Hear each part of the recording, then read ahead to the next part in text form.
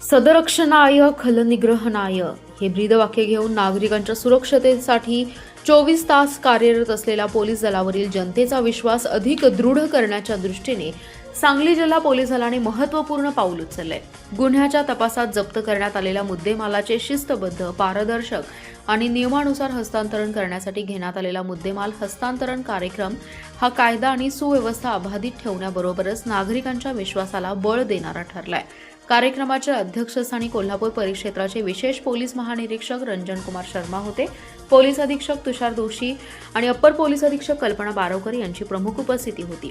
खरे क्लब हाऊसच्या सभागृहात झालेल्या या कार्यक्रमास जिल्ह्यातील विविध पोलीस ठाण्यांचे अधिकारी, कर्मचारी व मुद्देमालाचे विश्वस्त मालक उपस्थित होते। यावेळी विशेष पोलीस महानिरीक्षक रंजन कुमार शर्मा म्हणाले, गुन्ह्यांना प्रतिबंध आणि घडलेल्या गुन्ह्यांचा वेळछडा या दोन्ही बाबींसाठी पोलीस दल कर्तव्यदक्ष आहे। कायदा व सुव्यवस्था राखण्यासाठी विविध उपक्रम हाती घेतले जात आहेत। केंद्र शासनाच्या पोर्टलच्या माध्यमातून ही कारवाई केली जाते। आज 134 तोळे सोन्याचे दागिने, 40 किलो चांदी, 283 मोबाईल आणि 24,500 किलो बेदाणा असा जवळपास 4 कोटी रुपयांचा मुद्देमाल परत देण्यात येत आहे। या माध्यमातून नागरिकांचा पोलीस दलावरील विश्वास निश्चितच वृद्धिंगत होईल असं ते म्हणाले।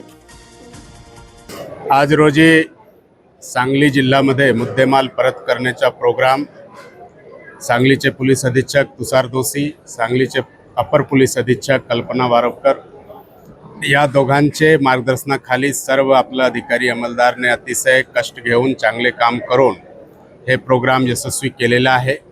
या प्रोग्राममध्ये जवळजवळ 4 कोटीचे मुद्देमाल लोकांना परत करण्यामध्ये आपल्याला यश मिळालेले आहे।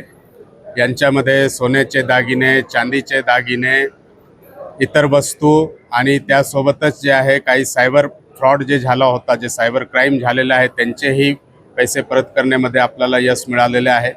त्यानंतर जे आहे से बेदानाची मोठी चोरी झाली होती, मोबाईल दुकानमध्ये पण चोरी झाली होती, याचे जे मुद्देमाल आहे तेही परत करण्यामध्ये आपल्याला यश मिळालेले आहे।